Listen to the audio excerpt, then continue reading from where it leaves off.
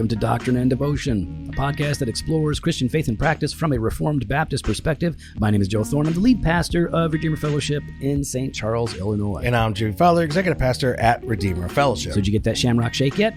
What? Shamrock Shake. Are they back? Yeah, man. Okay. Come on. I don't know. All right. It's March. Oh, okay. All right. Do you get that? I can't. I think I got it as a kid a couple times. Yeah.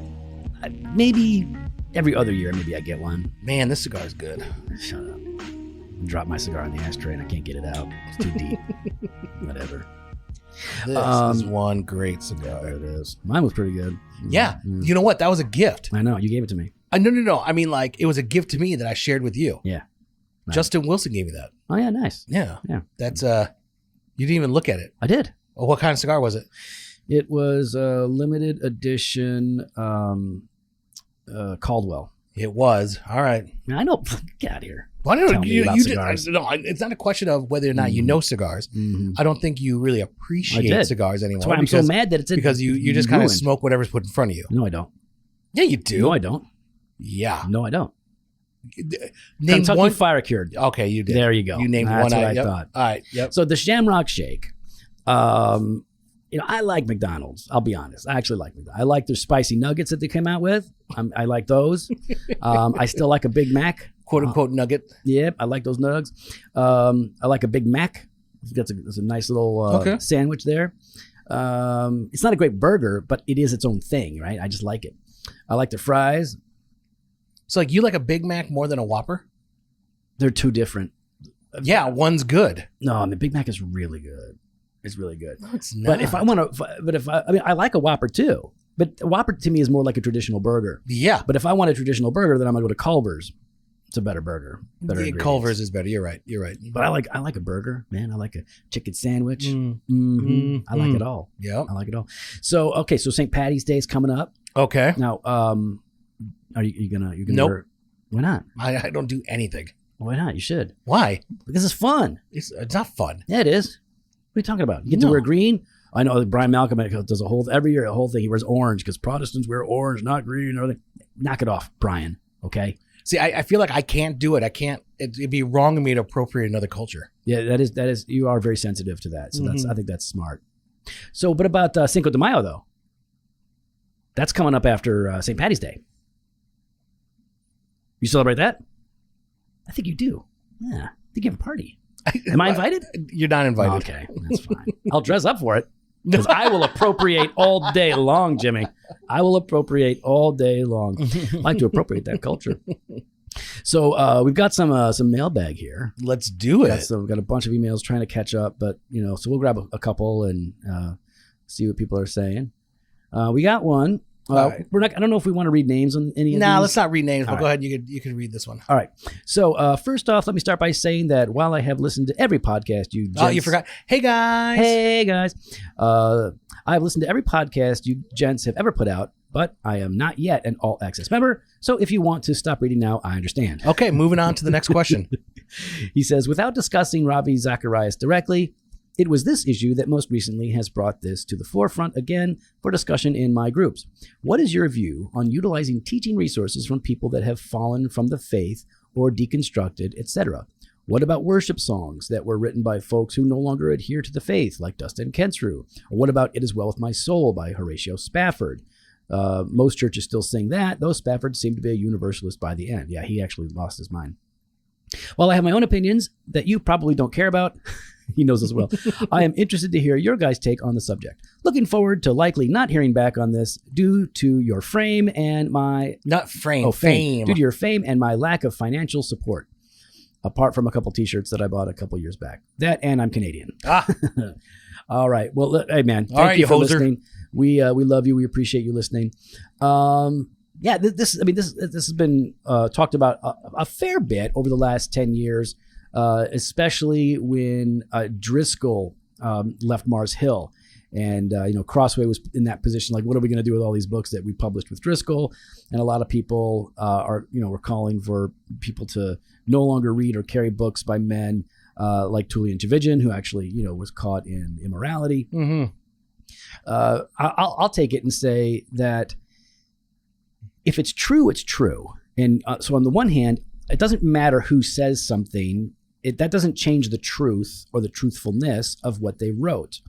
However, on the other hand, it is important to know who is saying what. And when we learn about their failure or their apostasy, if that happens, that does have an impact on how we treat their materials. And I think that it's fair to say that some things stand on their own better than others. A song, I think, can stand on its own. It's a self-contained thing. So we still sing Dustin Kensrue, and that doesn't bother us. Or we'll sing Horatio Spafford, and it doesn't bother us. Because I think that the song can stand on its own without it negatively influencing people. With authors, though, I think there's a greater tendency for, especially if they have a lot of material that they're continuing to write that is false doctrine, it's more likely that people would maybe go down that rabbit trail with them. But I think that I've heard some people say this that sort of resonated with me. When a public figure falls, who has been a good leader, as far as we could tell, for some time, and has produced a lot of content, in the short term, for sure, it's probably best to shelve their material while we suss out what actually happened and what are we going to do here. With Ravi Zacharias, like, I just don't want to use his stuff after learning what he was really like. I don't have any interest in using it. I don't want to have it. Yeah, I noticed you got rid of Driscoll's Doctrine book. No, I didn't get rid of it. It's around here somewhere. You moved it. Maybe. You hid it, didn't you? I don't know. I probably gave it to one of your kids. Told them this is what you need to be reading. So yeah, I think that's. I think, like, look, let's figure out what's going on here. 100 years goes by, and like, let's just say, it's hard for me to even find a good example, but like, let's say Driscoll's book Doctrine was flawless theologically. It wasn't, but let's just say it was. I don't think that there is danger in reading a solid theological book by a guy that flamed out in a particular church. But a guy that is abandoning the faith, or a guy that is has been found in abuse and gross immorality. So I guess all that to say, with the music, I'm not overly concerned about it. But even an individual that abandons the faith, I agree with, like the like Ravi, right? Like, but for someone that abandons the faith, I mean, are we still not able to read and receive from? Because it's still truth, right? Like it was still true when they wrote it and were inspired, you know, to like, they're teaching biblical truth. That's still worthwhile reading. Right? Yeah, if it's good, it's good. Yeah. And I don't have a problem with that. It is like with all discipleship, you have to educate people. They have to know and say, like, oh, well, at a time when this book came out, this author was solid. Well, over time, he became an open theist, and now he rejects these things. Yeah. But what he says here is actually really good. But then the question is like, well, is there something better? Right? It's like, it's got to be really good for me to use it by a guy who has apostatized or completely changed his tune. Like, you can read books by a Baptist who is now a Presbyterian. Now, this is such a small thing; it's not super comparable, but. Yeah, if he wrote a book on credo baptism that's good, but ultimately changed his position, I would still recommend that book. But if there's a better book, I would rather recommend the better book. Yeah. So maybe it's not that big of a deal. This is really for, like, the celebrity guys that are out there putting out stuff. But it's definitely worth talking about. I think in general we should just be thoughtful and careful about it. Maybe that's the best thing to say. All right, another question. This is Mo Money, Mo Problems. Hey guys. I just listened to the episode on ministers and money. You guys touched on taking salary and cost of living in your area. I really appreciated this, as it's not something often talked about. I have a few questions on business, wealth, and income for you. My father and I started a company in 2014 as partners in an S-corp. Okay, I understand. Okay. In S-corp, it has grown from a small business to a medium-sized one on the verge of becoming a large one. Nice. My wife and I have always lived below our means and given a 10% offering. Yep. We are now asking certain questions. With many of those around us not in the same position, it's hard to get good biblical advice on these subjects. Do you have any book recommendations? Art of the Deal by Trump. My questions. When do you start giving more in tithe? When do you bump 10 to 12.5 or 15% giving? How much should a believer spend on a car or other flex items? So it's like, it seems like you can, you know what, let's take these one by one because there's 5 of them, right? When do you start giving more in tithe? We don't argue for a tithe. I don't argue required, for a tithe, but yeah. when do you increase how much you give? Maybe you're giving 10%. When do you bump it up to 12.5 or 15%? Yeah, as you feel led.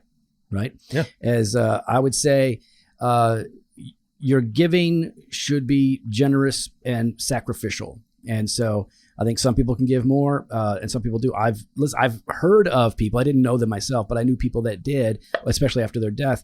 They gave a much larger percentage of their income away because they made a lot of money. And so I thought I read somewhere, and I might be wrong, that Rick Warren. Yeah, I don't know. I think he lives off 10%. Yeah, so and 90 is donated. I knew there was a well known in some circles guy who's passed on who lived on 10%. He had a similar company to what this guy does, and he lived on 10%. Oh, so it's not okay. So maybe I'm thinking of that person. I don't know. But again, none of that's required. What's required is that you give generously and sacrificially, and it's really like you need to determine this in your own mind and heart, as the scripture says. Number 2, how much should a believer spend on a car or other flex items? It seems like you fall into poverty theology by driving a rust bucket, but driving a 100,000 Porsche or Range Rover seems excessive. Oh, why don't you take that one, Jimmy? Huh? Hey, you know what? You don't drive a Porsche or a Range Rover, so no, I don't. I don't. You skated away from that, didn't you? Yeah, skated away. No, I mean, yeah, it depends on how much you make and what you're doing, and what your business is, right? Yeah. Like I can't roll up I can't roll up to pick up a customer in, and I was by 2006 Ford Focus Sport Canadian edition. That's in kilometers, right? Like you just can't do that. I think it depends. It depends on living within your means and again, I don't know. I don't think having a nice car is inherently bad. Right? No, I don't think having a $200,000 Porsche is a problem if you're not living beyond your means, if you're living generously and sacrificially. Yeah. And I mean, for me, like, my struggle was more about perception. Right. Being on staff at a church. Jimmy refused for a while, for a years. long time to get a company car. The company was like, you need a nice car. Can't have you signing multi-million-dollar contracts driving on that stupid white Canadian ghetto buster, the whatever Ford it is. Focus Sport. The Sport. And you were concerned. He's like, first of all, Jimmy didn't care. He's happy driving around, whatever. Yeah, I'm quite happy. Yeah. But now he's more happy because he finally. I am. He's learned the benefits. The chair massages me. But the thing is you were just like, I just don't want people to think I'm all about that life or anything. And first of all, at our church, no one would care. If anything, we would celebrate like, oh, you got a nice car. That's cool. But so, yeah, that depends on you, your context and your conscience and why you're doing it. Like some people who can't afford a Porsche probably shouldn't be driving one because they're just trying to attract attention to themselves. But other people are just car people. They like a good car. They like a sports car. Well, and even like, Michelle and my wife and I are having conversations about, and Joe knows this, about moving, right? Getting another house. We want to stay in the same area. We want to stay in the St. Charles area, Fox Valley, because we want to stick with our CG, our community group. Now, part of this for us in like I argued for my wife and I have been arguing for about over a year and a half, 2 years on this, because it's the house I grew up in. That you live in now. That I live in now. So I bought that house and I felt like, well, my family may do with 3 kids. We have 3 kids. This should be fine. But because of what we like to do in our home, right? Like my parents were not entertainers. Right. They did not host parties. They did not have Bible study at the house. Like we have Bible study at our house every week and we have a group that's fairly large.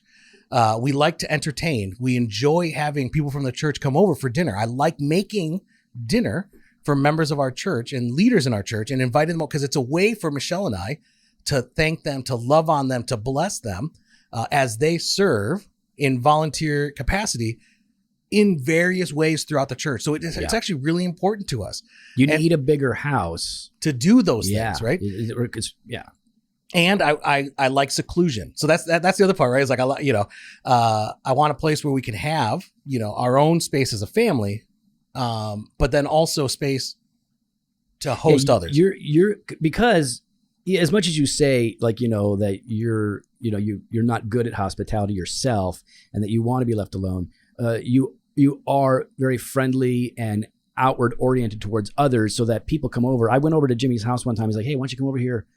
I think we were watching the fights or whatever, but I came over in my pajamas because it was nighttime and we were going to sit on the back porch of his house and smoke. And so I went over there, and when I get there in my pajamas, other neighbors are already over because they just decided to pop over. They just show up. Like, oh, thanks, Jimmy. I'm showing up in my pajamas. No, but you were driving. I didn't know what to tell you. Yeah. They just showed up. Yeah. But so for me, I struggle because I go, okay, how much of a house is too much, right? Like, but the house that that we're feeling that we need. The one with the elevator? The one that we're feeling that we need, so we could be hosting more people. It's gonna be at a different. So I struggle with that, and then I think, okay, what's the perception that people might have? But again, it's not about a flex in the sense of like showing off my house, right? Yeah. I want it to be nice. Michelle and I have very different tastes when it comes to homes. But it's not a flex for us, but it is a ministry for us because we want to be able to invite more people over and more leaders over to thank them for what they've done. And we all live in different socioeconomic brackets, and we're all going to have impacts in different neighborhoods, and that's actually a good thing. Yeah. I want people living in every kind of environment when they can live there appropriately for the Lord, because it means we have a lighthouse there where the gospel is celebrated, where outreach is happening. So I think that's good. All right, this third question is, should we tithe all our income or just our salary to the local body? No, I would.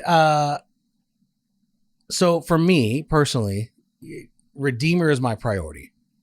Michelle and I have, we have what we feel is, as Joe had mentioned, like, this is, we want to be generous. It is sacrificial. Anything beyond that, then it goes to others, right? So, but our priority is Redeemer Fellowship. And so our local body, yes, receives it receives all of it. Anything on top of that, it's always above and beyond for us. Mm-hmm. So I don't, when we feel led to, like, there's some missionaries out there that are doing some work that we know of, and we're close to, we've had relationship with them for 15, 20 years. Right. I don't carve out something that I was giving to Redeemer to give there. Right. I just have to make an adjustment to our budget and say, okay, we don't need to go buy Starbucks, or we don't need to go do this, or maybe we don't need. How many Starbucks franchises do you own now? Well, at this point, 8. Okay. And but so that's just the conversations we have, because it's not going to come out of there, right? I think that relates to the second part of his question. But that first part was, do we tithe or give on all of our income or just our salary? So do you look at all of the income? Is he talking about gross versus net? I think it would not even, that he doesn't say that. But all of our income would at least mean that. It could also mean, well, I also have my salary, but then I have income coming from over here from a different thing. Well, okay. Well, to me, it would be all the income. Yeah, all your income. Yes. All the income. Right now, we get a Schedule K1. We always tie 10% of our salary to the local body, but the K1 we have determined to give elsewhere. Is this wrong? I don't think it's wrong. It's not what I do. Yeah. I understand. So I understand what he's talking about here with the K1, the Schedule K1. Personally, I group it all and say, here it all is. And yeah, I go off gross. Yeah. Yeah. This is everything. This is everything. And so Redeemer, the local body, gets the priority. Anything outside of that is a discussion I sacrifice on other areas, but I'm never carving out what has gone to Redeemer. All right. Number 4, Jimmy, I think this is an easy one. How do you balance saving for retirement and or increasing the tithe? So I do think retirement's important. Mm-hmm. I think it's wise. I do think trying to, I mean, scripture talks about that, right? Like leaving something for not just your kids, but your grandkids. And I think that's important. You know, how we manage our money is important, and leaving something for the next generation is it's so important to me that we moved back to Chicago so that we could be part of the family business, and help out of the family business in such a way that it would not only bless my children, but it would also bless my siblings and my nieces and nephews, right? Yeah.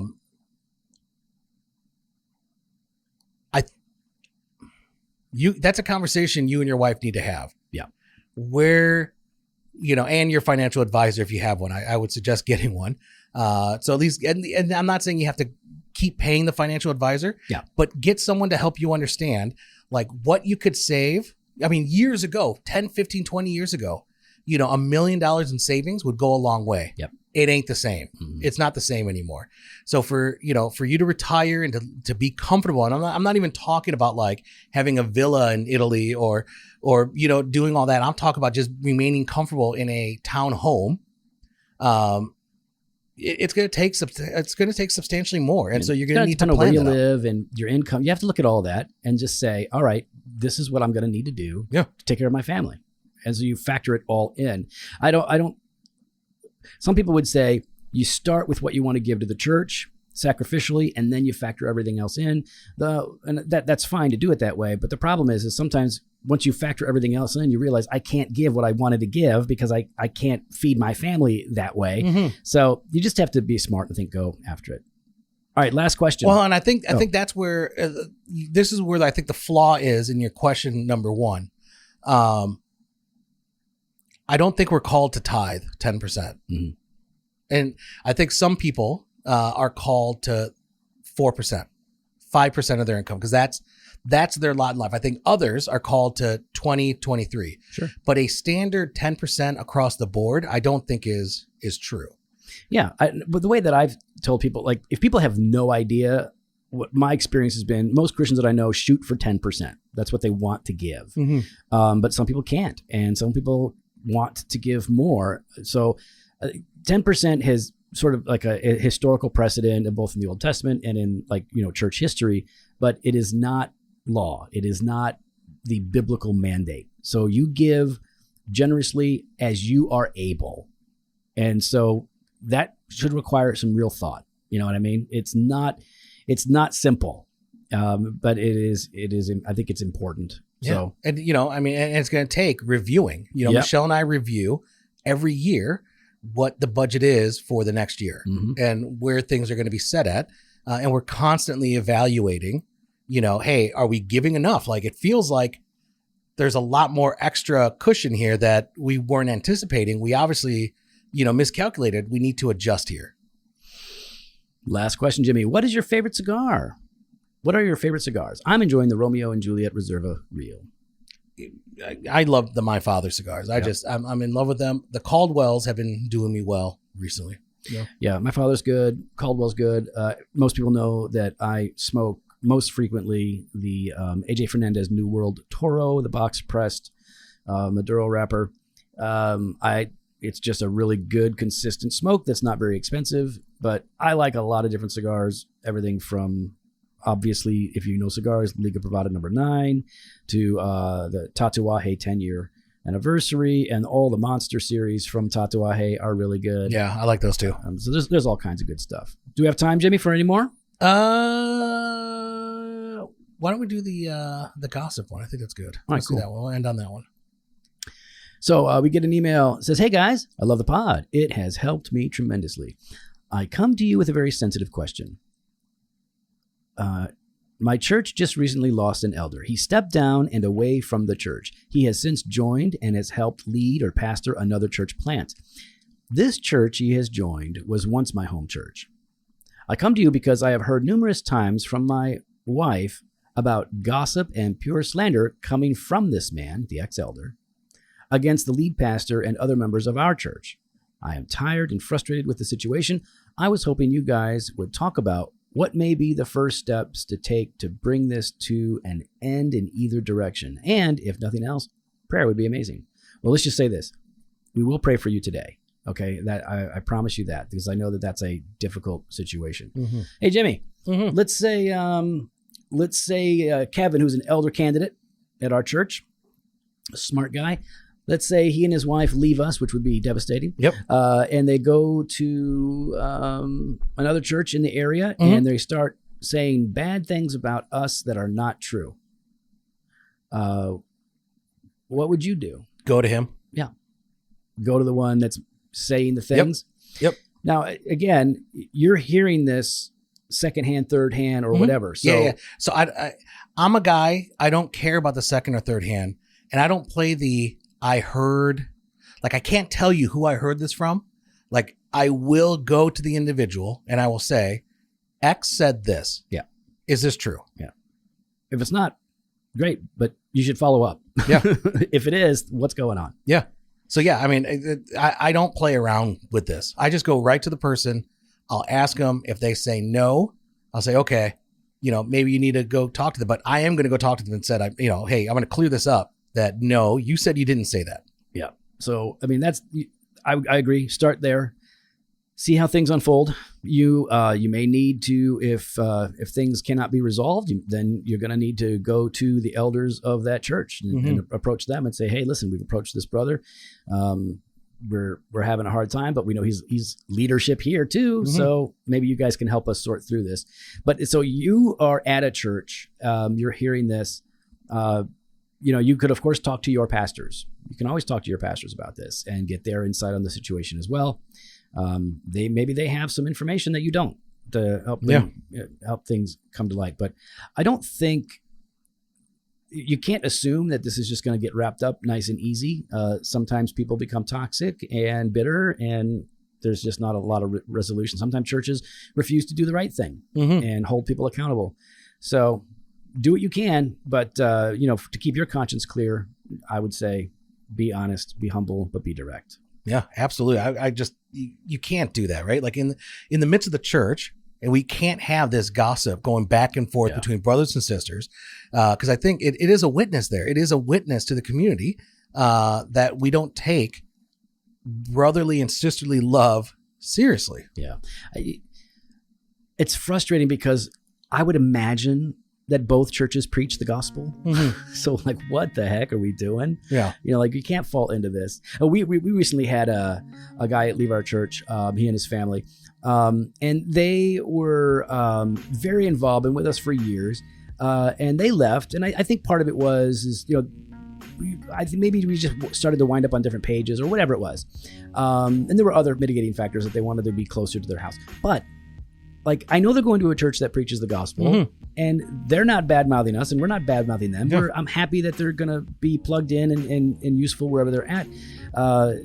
We should be able to separate without controversy, especially when it's not over sin and wickedness and all of that. So I'm with you, Jimmy. Well, we'd love to hear your thoughts. You can follow us online on Instagram and Twitter at Doc and Devo, or on Facebook /Doctrine and Devotion. You can head to the website, drdevotion.com. There you can contact us. You can sign up for the email blast or hit up the store, jofostore.com, and grab some gear. We got fresh pod every Monday and Thursday. We got some blog posts and video content over at the website. And we got that all access exclusive content, Banter of Truth. Thank you for subscribing to that, guys. And that weekday wisdom. Go get on it, drdevotion.com /all access. Later.